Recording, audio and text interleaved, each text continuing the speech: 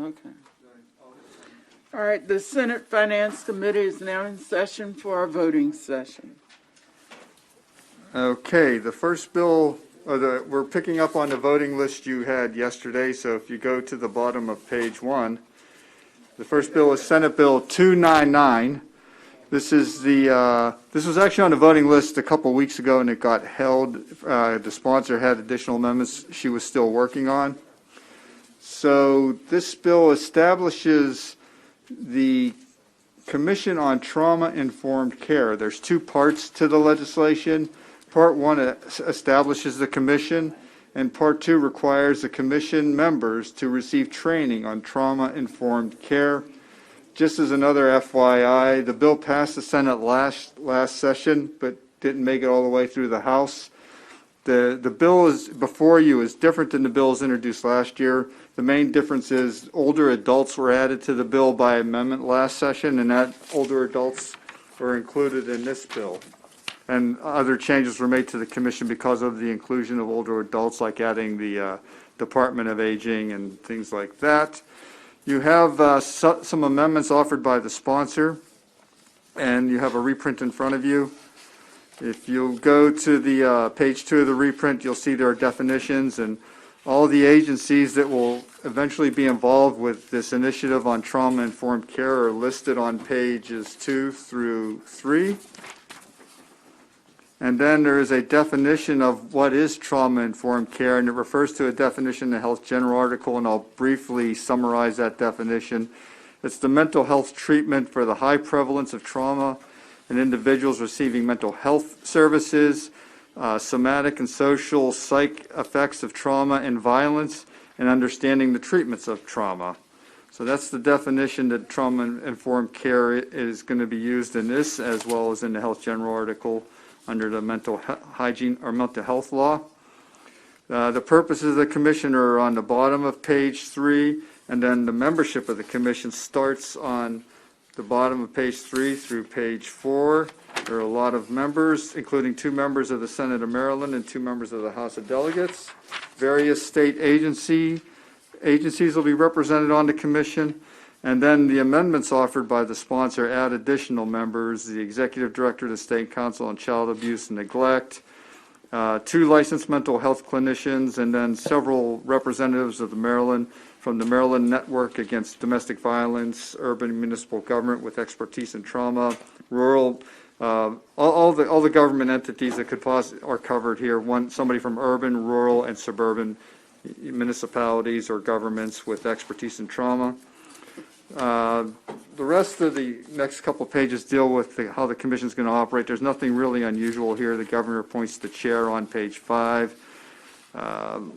The staff for the commission will be the governor's office on children, and the duties of the commission start on the bottom of page 5 through page 6. And there's another amendment offered by the sponsor that adds to the duties of the commission.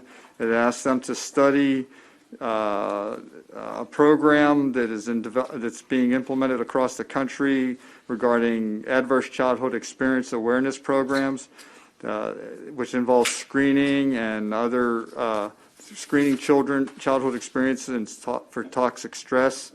The purpose of this study would be eventually to have the state set up a process of training and accreditation for this program, and to explore the possibility of third-party reimbursement, including from Medicaid for screenings under the program, and report back to you all on their findings.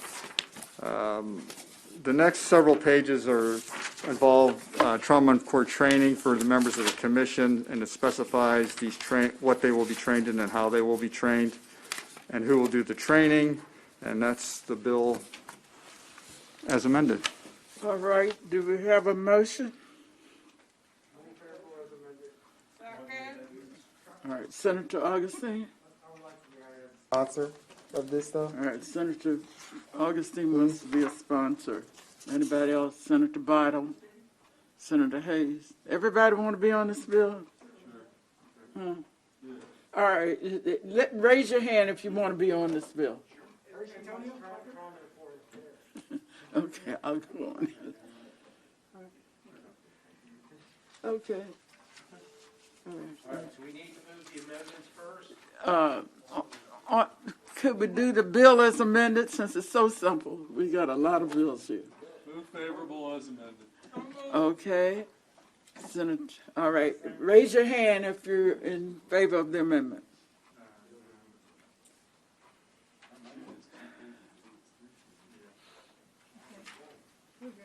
All right, if you're opposed, raise your hand. All right, thank you. That passed.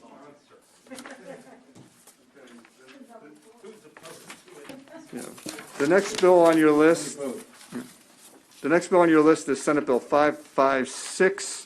This involves teachers at the Maryland School for the Deaf and providing a separate bargaining unit for them under collective bargaining. I don't know if you remember, some of you were on the committee, but in 2009, over the years, there's been an issue regarding the status of these teachers at the Maryland School for the Deaf.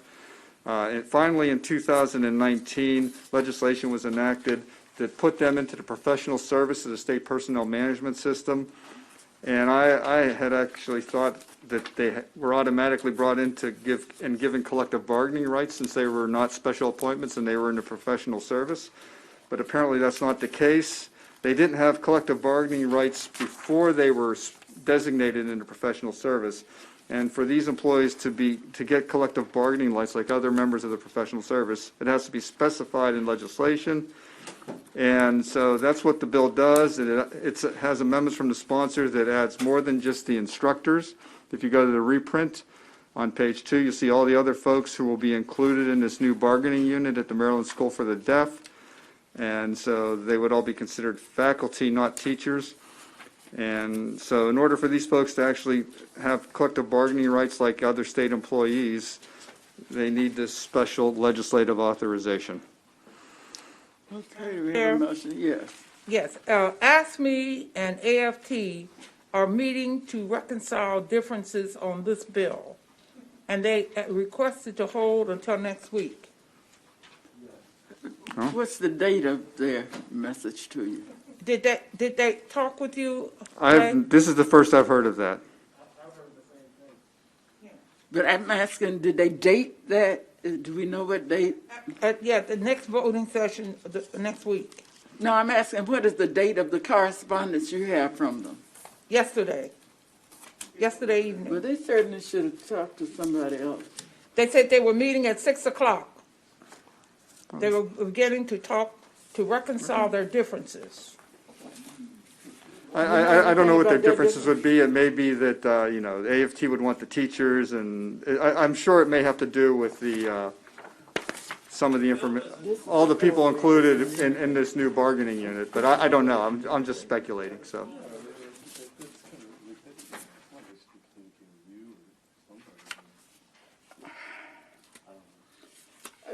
Actually, as far as I'm concerned, they should have communicated officially. But I don't want to spend the time. Do you want to just hold it? Really? The next bill on your list is Bill 610.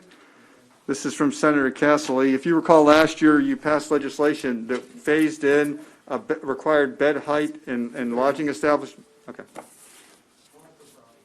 It just changes the date. It extends the date of implementation 1 year. Because of the pandemic.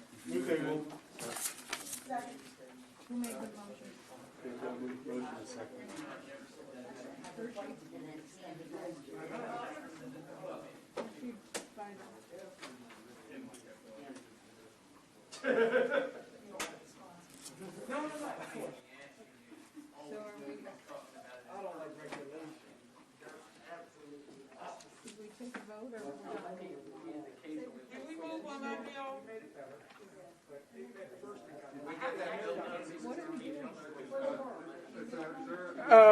Second, is there a vote on this bill? Is anybody making a motion on the bill? Okay. I think some, I'll second. Okay. All in favor? Raise your hand. Okay. Just raise your hand. okay.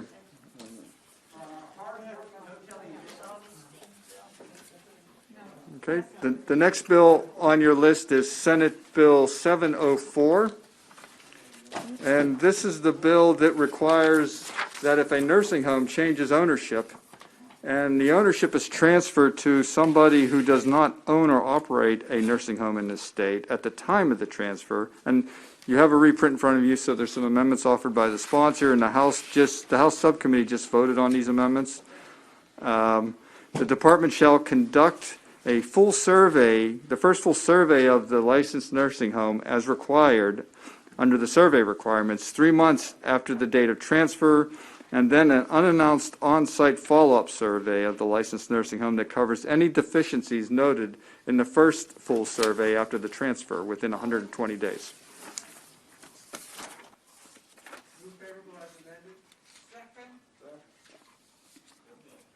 All right. All in favor, please raise your hand. Okay. The next bill is Senate Bill 707, and this bill was heard last week. And this bill, under current law, nursing homes and assisted living programs must give residents flu shots with their consent. They also have to check to make sure their employees appropriately have the correct shots. But again, this is with the consent of the employee. A resident or employee may refuse the flu shot when given the opportunity, and explain to them the reasons why a flu shot is beneficial. What the bill does is that requires specifically assisted living programs that, each nursing homes and assisted living programs must notify prospective residents and employees of immunization requirements under this section, and make available to all residents and employees of the related institution educational and information materials related to immunization against the flu and other types of similar diseases. The bill specifies that the I office... think it's unworkable, given that you got 1,600 little assisted livings in the 24 But counties. all the bill does, these are existing requirements. The current law. The bill would require the healthcare Office of Healthcare Quality to monitor the compliance of assisted living facilities with the requirements that residents and employees be made known of the benefits of receiving flu This shots. is my point. There is no visitation of the 1,600 small ones. Some of them are as little as 2 people in a bedroom in somebody's home. Okay. There's no way But to that's, do it. okay, I mean, with all respect to David, I'm not sure that, I mean, I think, as I understand it, Madam Chair, right now, under current Maryland law, it requires, I know it may not be workable, but that's the current law, that assisted living facilities have to let their residents, employees know about a flu shot. That's current law. All this says is that every year. They don't even know where they are. Well, that's okay, but can I, Madam, with all respect, can I just finish? All the bill does is says that every year when the Office of Health Care Quality inspects them, they actually have They're not to. inspected. Those small Well, ones are not apparently, inspected. you're saying they don't do inspections as No, they're required by not. law? No, all of this is not happening. So there's no point of us to do something that's a myth. Well, needs to okay, be- then I'm confused. I mean, we have a legal requirement that they do it. There's and they, no way. You're saying because of the COVID, they're not inspecting? Are you saying because of COVID, they're not inspecting? No, they never have been. That's been a problem for decades. The small ones, you got at least 16. I was on a long call this morning with Dana and a lot of people about the other stuff that isn't happening. Nothing's happening. We don't have the infrastructure in Maryland to do this. Okay, but can I just ask you, Madam Chair, though, but if they do it, don't you think one of the jobs of the office, if they're actually at one of these, they should at least check if they're complying with law? There is no staff even to do it. There's Okay. nothing. We got. I'm not- This is a myth. Fine, I'll draw, I don't understand the argument, but I'm not quite sure.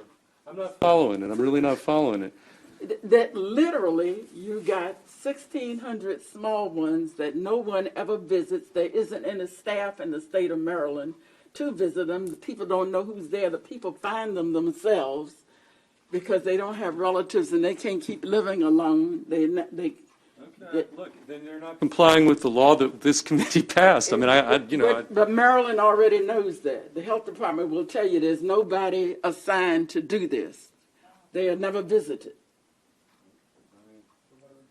Now, this is something I really know. look, I'm not gonna press you. I think we need to hold this because something. Whose bill is it? It's not No. Well, it needs to be held. It's only I'm not kidding you. Let me just say, the bill's only 3 words. It's a 3-word bill. Literally. I wouldn't usually jump in on my 3-word bill, but Because the state has no infrastructure. page bill. This is a 3-word bill, but okay, Madam Chair. That's been an hour early this morning before. The next The bill health department about that. is Senate Bill 51, and this authorizes the Tri-County Council for Southern Maryland to act as the property manager for the Southern Maryland Regional Agriculture Center. There's no opposition.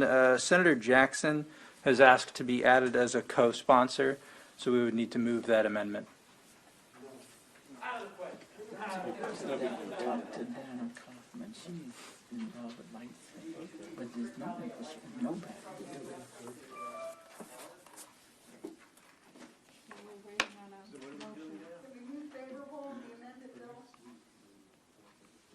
Which one are we on? 51. Okay. We have a motion? All right. We have a second. All right. If you're ready to vote, all in favor of the motion as amended.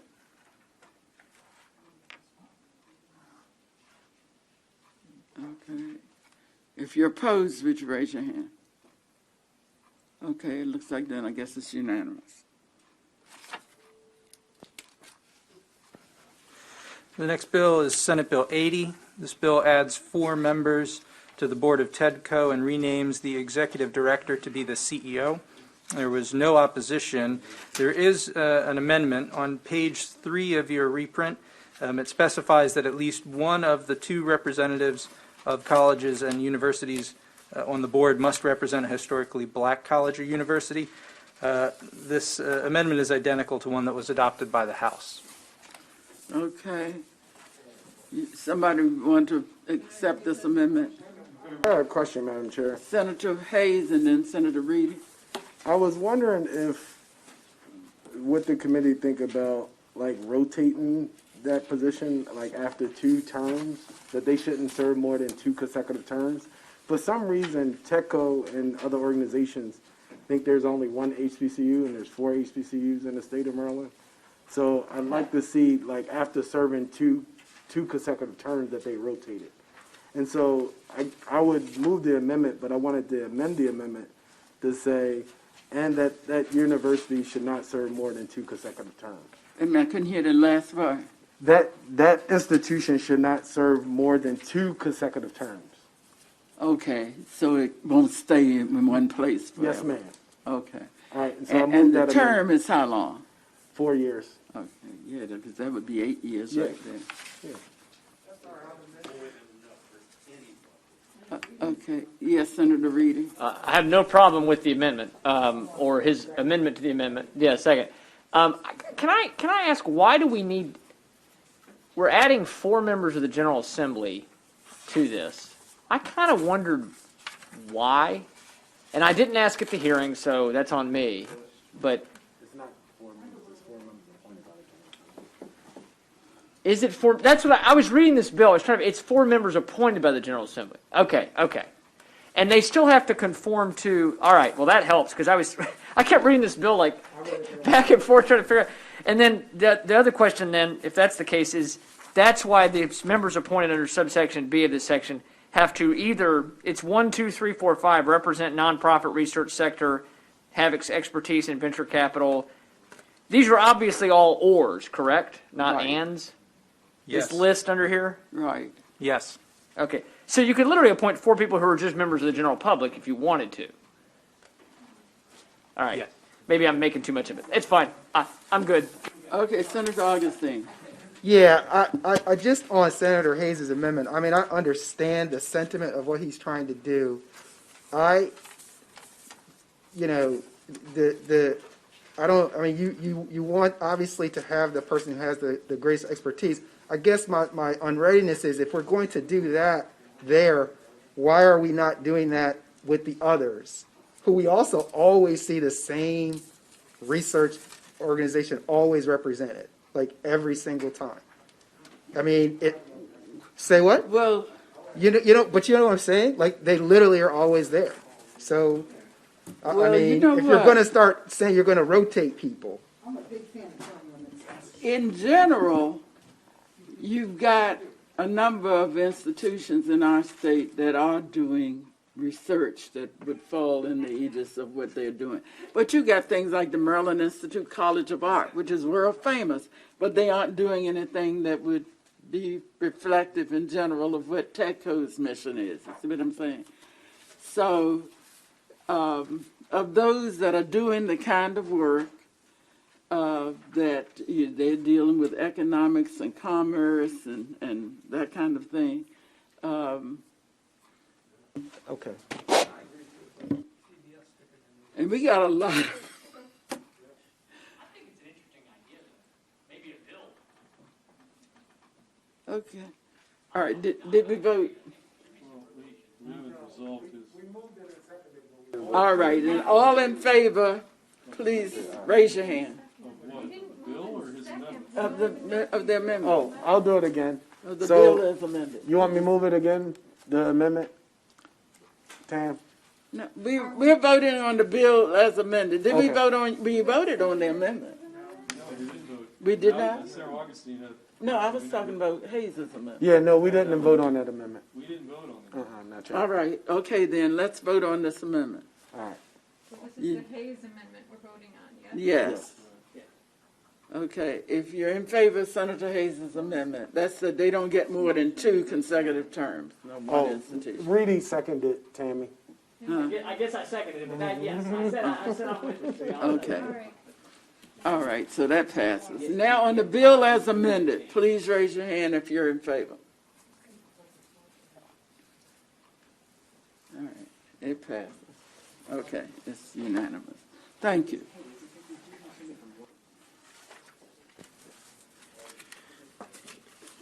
Senator Hayes, for clarification, was your amendment only applicable to the HBCU representative? You know, it wouldn't be bad applied to everybody. The same people spend.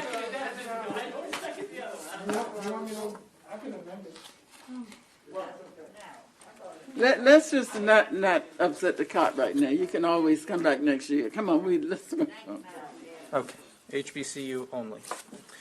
The next bill is Senate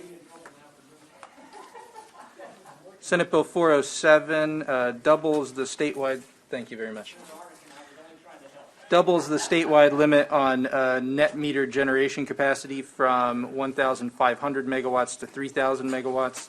There's a reprint in front of you that reflects a technical amendment to a provision related to the Community Solar Energy Pilot Program, which currently includes a cross-reference to the provision impacted by the bill, and so this just makes a correction. Okay. Move favorable, as amended. Do we have a second? We're on 407. Okay, it's been seconded. All in favor of the bill? He said no. Senator Hayes. Oh, I thought you said you were seconding it. Move to the next bill. Yeah, thanks for that. Do we All have right, a we call second? the vote? There's no second. There was a second. That was. You didn't do enough time, it's gotta be within 3 seconds. Then I have questions, New committee policy. Okay. Madam Okay, Chair. here, wait a minute, can I just, We received information from the Public Service Commission during the testimony that currently they have only just gone over 50% of the current limit, the 1,500 limit. And so there's been question on why do we need to go to 3,000 capacity at this time. I guess my colleague can answer that, the hurry for doing that. Yes.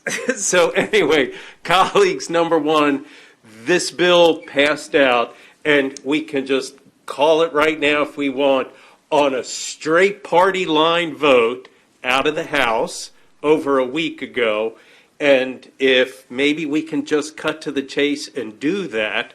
But in answer to the question, When was it voted on? there A was week ago?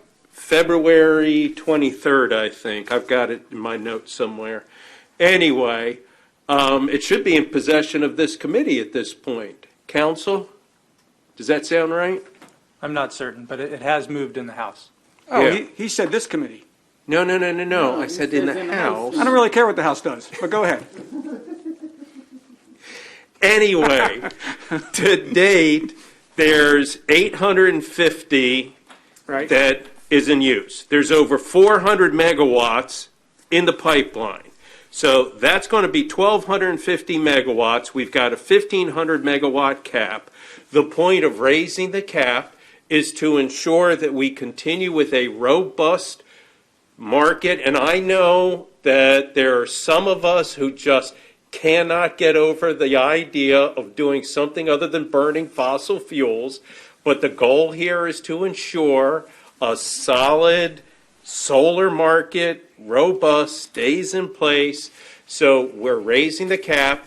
If we don't hit the cap, no harm, no foul. That nothing gets hurt by virtue of raising the cap if we don't end up hitting the cap. But the point is, let's ensure we don't want to wait until we're up against the cap, because that will suppress the marketplace for the period of time leading up to it, because these projects can take 3 to 4 years Right. So when to move. Right. So when you speak about another 400 megs being in the pipeline, Right. that's 3 or 4 years away, and that's actually more in line with what the Public Service Commission says, that this goal won't even be reached until 2024 or 2025. So again, they said there's no hurry to move forward with this, and I think if you remember, when Chairman Stanek was on another bill, I asked him specifically, should we be concerned about net metering? Because again, what net metering is going to do is, as we expand this community solar, it will put more and more people that are having to subsidize the cost for net metering. And he actually, his comments were that we should exercise caution. PSC is also in the process of doing a study right now that evaluates net metering and evaluates solar and community solar. So I just don't understand the urgency to change a number for the fact of changing a number. But And does it this has nothing create to any do. harm? It has nothing to do with burning fossil fuel, by the way. This doesn't help that at all. We already have, the RPS already has goals that we have to achieve. Solar industry is already coming in saying that they can't get there. We have a bill on the floor right now, or come back from the floor, that says they're struggling to get there. So this doesn't have anything to do with that. This has to do with energy net metering, and is that the right policy that we should we continue to go forward with? And I think it's a very positive policy initiative to show that we are in fact aware of what's in the pipeline, to encourage other projects to keep filling in the pipeline. And I didn't hear the Public Service Commission say they oppose this bill. They said they are looking at the issue and what the cap should be as far as the need to raise it. They acknowledged they've got to look at that. What we're saying is a policy decision is we're going to get out in front on the issue. We're going to raise the cap. If we don't hit the cap, we have caused no harm. If we do find that it stimulates the market and grows it, well, that's the goal. That's the intention. Okay. So there's no harm, no foul. All right, let's hear the other three members, Benson, Klostermeyer, and Feldman. Yes, Madam Chair, I'd like to move that we put this bill up for summer study, please. But we've got one motion before us already. We're going to have to act on that one before we can do anything else. So. I think that's a All good right, idea. Senator Klostermeyer. Senator Kramer, you said it's gonna take 4 years to get to this point, to the point, maybe? Senator Hershey said that. Okay. No, PSC said that. But Yes, he I said. guess my question is, why, I think it's good that we're headed in that direction, but I think I might have to agree with Senator Benson that just, I don't know if you want to study it or whatever, but I don't know. I'm a little confused as to why we're reaching out there. But Okay. what's going to happen if But- we but- don't get to it? I think, go ahead, I'm sorry. Colleagues, let me suggest, when we ask a specific question, we don't want to go on and on, or we'll be in here till 10 or 11 o'clock tonight. All right, so, no, I don't mean that, but I'm just saying, if you've got concerns about it, those with concerns, raise your concerns, and let me come to Senator Feldman. What's yours? Well, I'm just, back on this issue of the, what's the harm in not doing it now argument.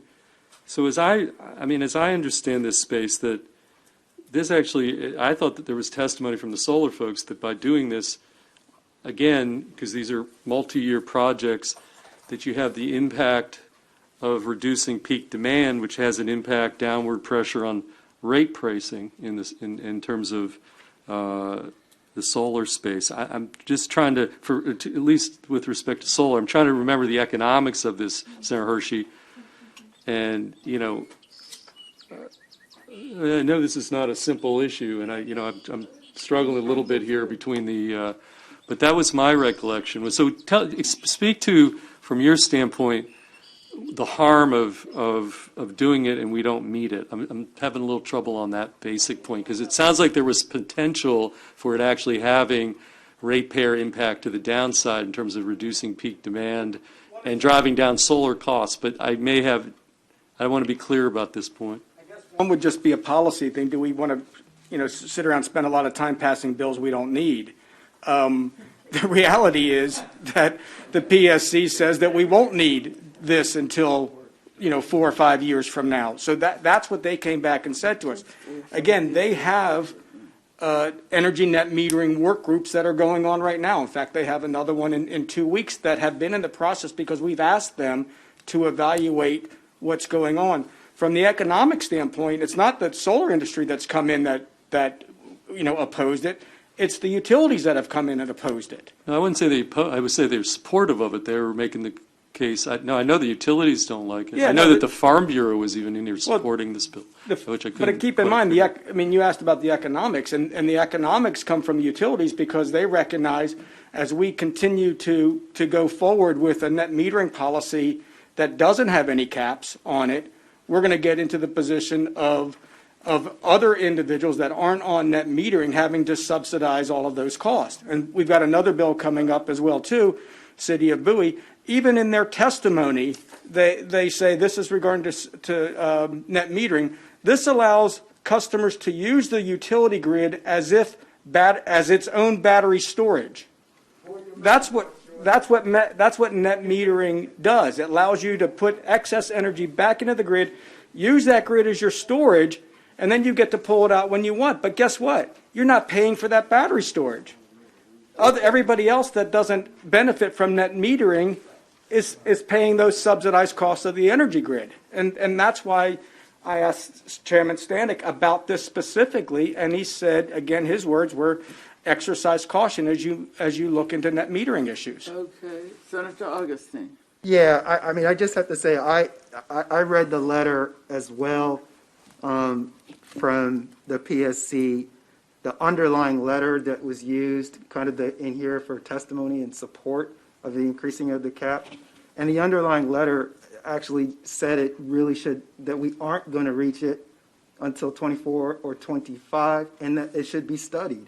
I mean, that's what it said. I think that we are supportive, obviously, of this in concept, and we have a set right now, like 800 and something that's out there. Colleagues, we've heard a lot of promises in here from folks, and I just, proof is more in the pudding. There's still some room there. So Okay. I just would say that. Thank you, everybody who's spoken on the issue. Now, the motion is still on the table, so what is our pleasure? Okay, the maker of the motion wants to call for the question. Let's call for the question. What is it? Oh, I had it on are earlier. you I trying guess to vote or are you asking to speak? it's time to vote. I was going to say also not quite sure why. I may be kind of inexperienced on this, but why double it? That's also what I don't understand. So I mean, I agree with what's been said. We don't need to keep talking. I just All want right. to vote, whatever All we're right. going to do about it. There's also a suggestion of a summer study. I don't know if that needs to be in the form of a motion or not, but Well, we got one in front of us. We got to do something with this. yeah, I mean, but we don't have to necessarily vote the bill down on this motion. If everybody agrees that we should study this and defer back to the PSC, on the studies that they're already doing, we could move forward that way. Well, the point is we got to do something with the motion that's before us.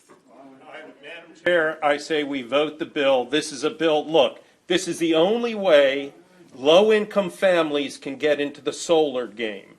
Without community solar, low-income families cannot participate in the solar, the benefits of solar. So this is good for low-income families. It reduces peak demand, and everybody, that benefit is socialized to everybody. If you pull down peak demand, costs come down, and that gets spread out across every ratepayer. So the bottom line is there's a lot of upside. The only downside is we increase the cap, and God forbid we don't hit it. What happens? Nothing. But at least we keep the market moving if it turns out that the cap being raised makes a difference. Okay. Madam Chair, we've got the motion, a favorable and a second. I'd ask that we please got vote two it. more lights to respond to. Senator Augustine, are you cut yours off? Senator Hirsch. I just mentioned that this doesn't apply in any shape or form to LMI customers. I mean, that this bill doesn't do that. In fact, the biggest off-takers of this community solar and aggregate energy net metering have been counties and municipalities are the ones that are using this the most. So we're not seeing that. Let me just suggest this, colleague. It's not earth-shaking whatever we do. Let's vote one way or the other so we can go to these other bills. So we got this motion in front of us. All in favor, raise your hand. Okay, you count those. Okay, those opposed, raise your hand.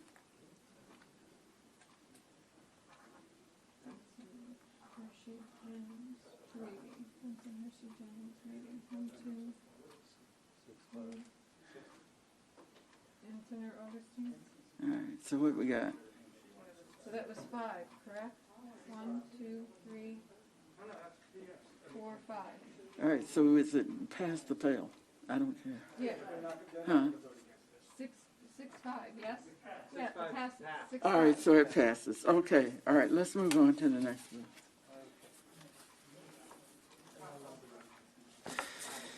Next bill is Senate Bill 425. This bill establishes a work group on screening related to adverse childhood experiences. The work group is required to study various issues and make recommendations on numerous topics, including developing screening tools, changes to new student examinations, and improvements to youth risk behavior and youth tobacco surveys. The reprint reflects changes to the work group proposed by the sponsor, Senator Augustine, adding a representative of the State Domestic Violence Coalition and requiring the superintendent of schools to consult certain organizations when selecting certain members. Okay, can we get a motion? All right, we've got a favorable and a second. Senator Feldman seconded. All right, all in favor, please raise your hand.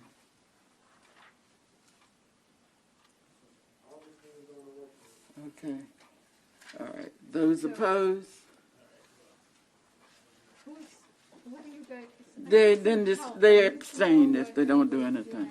So is everybody good with this bill? Okay. Okay, all right, let's move to the next bill.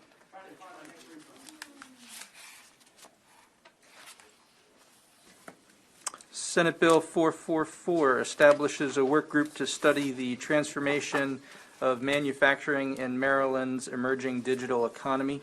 The work group must examine and make recommendations on a variety of issues related to professional research, public-private partnerships, tax credits, and the state's current statutory and regulatory authority over manufacturing. The reprint reflects the addition of 3 members to the work group, the first from the bill's sponsor, Senator West, the second from Senator Reedy, and the third from Senator Kramer. There's an additional change also on page 3 that alters the entity required to staff the task force to the Department of Commerce. Economic Matters passed the bill's cross-file yesterday with the Commerce Department responsible for providing staffing. Okay. Senator Bottle? Well, I don't know if this is the time to discuss, but when Commerce was added, the fiscal note increased $788,000. If DLS staffs it, then there is no additional cost. So I'd like to vote without that amendment of Commerce. Let me ask one question. That's one good reason to do what you're saying. Another good reason maybe to do what the House has done is that I'm really getting afraid. We may not, nothing is really moving, and we're getting the crossover date, and we could end up with half of your work product for the year lost if we end up having to leave here early. But a $788,000 fiscal note will probably get a veto. Just saying. Okay, I just made that observation. You got it. That's a fair observation, Madam Chair. I just think on this is a work group type bill that, I mean, we don't want to, I don't quite understand why the House did that, but I know that the sponsor would prefer the bill be with DLS staffing it because he doesn't want to risk having the high fiscal note, and I'm inclined to go. I don't think this is like a ideological debate. I just think if we got one way of doing it that they say isn't going to cost any money, another way of doing it say it's going to cost $800,000. Okay, well, let's vote on the bill in the posture in which is before us. That's our Senator Klosterman. We have some other amendments. Nathan? Yes. What did you say about DLS? So When I in asked discussions with DLS management, there's concern that the department doesn't have the expertise to be able to staff this work group effectively, and that there would need to be coordination with other executive branch agencies who have the expertise in, for example, the tax programs and the industry support programs that would be affected by the changes recommended by the work group. There may be a middle way, which would be to split staffing duties between the Departments of Commerce and Labor, perhaps even in consultation with the Department of Legislative Services, but DLS management would be concerned about our ability to be effective. Okay, well, we've heard all of it. Let me ask if somebody wants to make an amendment I would like the to hold the bill. to do what the House has done. I would like to hold the bill until the next voting session. Well, let me I just, got to get this figured out. This is a very important bill, and whether Commerce does it, whether what Nathan just said does it, well, I was just that's asking, fine, do you but- want to vote tonight to do what the House has done and put it in the no, same I posture? don't want to do that because $788,000, the governor's going to just veto it. That's a lot of money. And I can't figure it out. I just found out this today. I've been working with the sponsor. Okay, And- so your motion is to do what? Hold it.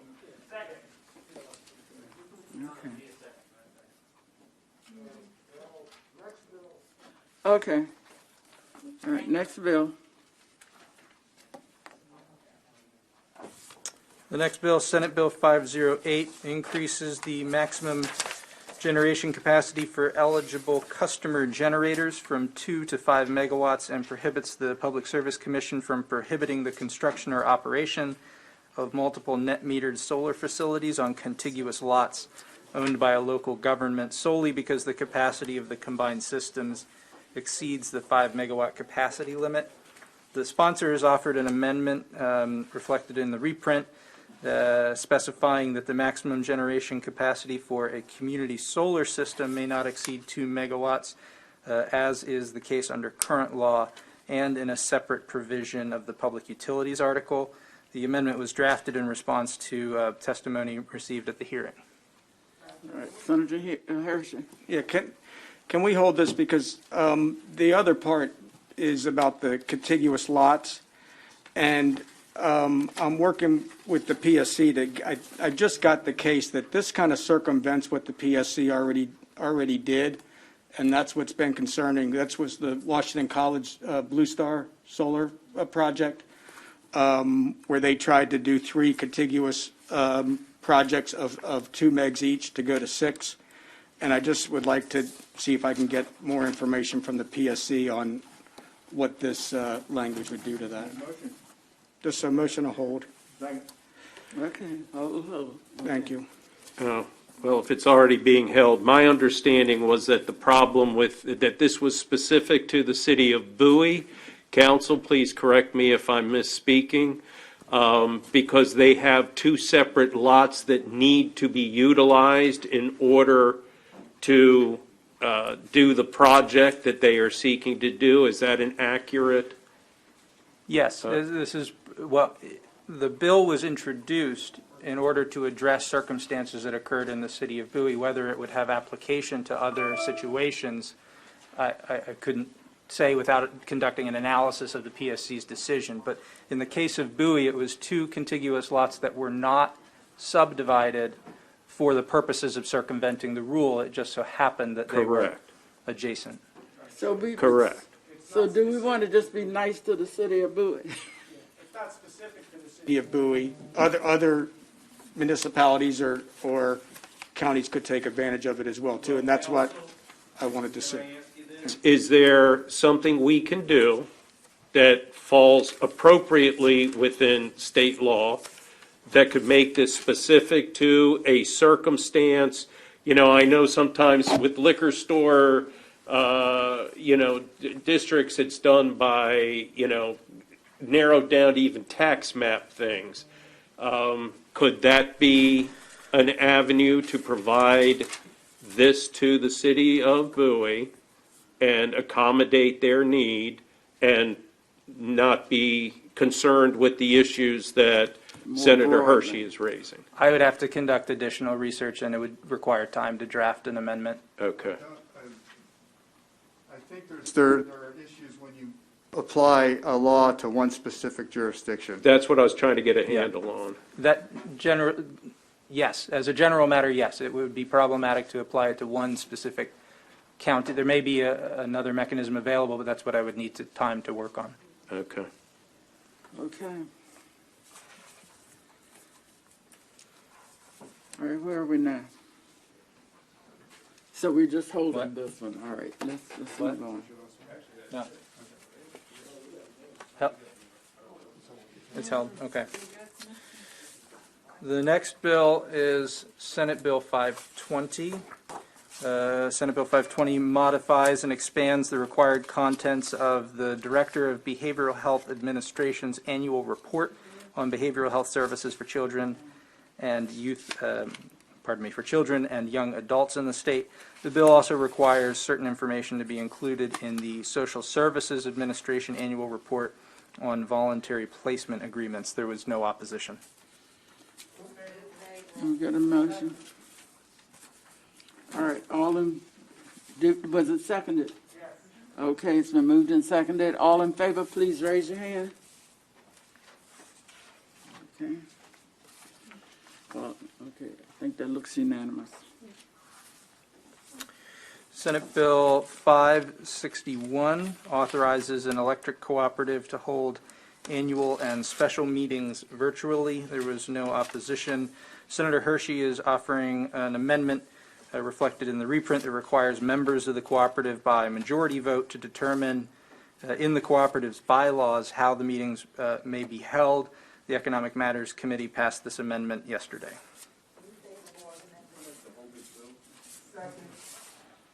All right, what was the motion?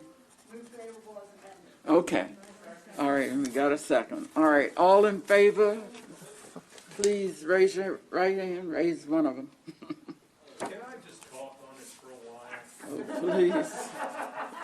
hold it. Can I hold it and I'll second talk that hold. on it for a while? I'll second that. Okay, it passed. Okay, what's next? All right. Next is Senate Bill 609. Senate Bill 609 requires the Maryland Industrial Development Financing Authority to work to increase the utilization of its programs and funds to assist minority and women-owned businesses in the state, and to consider incentives to encourage the use of its credit insurance services. The authority must develop and implement a marketing plan to increase awareness of these services. There was no opposition. Okay. All right. Is there a cos- All in favor, please raise your hand. Okay, it looks like it's, Senator Klausmeyer, we're voting your bill. Did you want to raise your hand and vote for it too? okay. Not yet. Sorry, Senator Klausmeyer, go back to doing what you were doing. Okay, it passes. This is my last one. What's that? Okay. Yes. Senate Bill 652 requires the Department of Health to develop and publish materials to assist residents of the state with long-term care planning. The materials must be consistent with recommendations made by the Task Force on Long-Term Care Education and Planning. This bill passed the Senate last year. As a reprint before you, the chair is offering an amendment that would require the department to ensure that the materials published are understandable to individuals with limited literacy skills. Okay, it's been moved and seconded. All in favor, please raise your hand. Can we have the Commerce Department print them, or? Everybody supported something. The-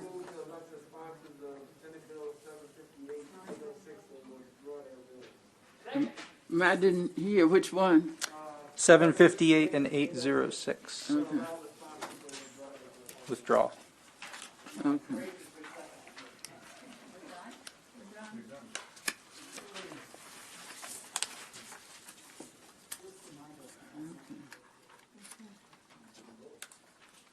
That's it, right? Okay. We're done? Is that it? Okay. We're done. Thanks, everybody.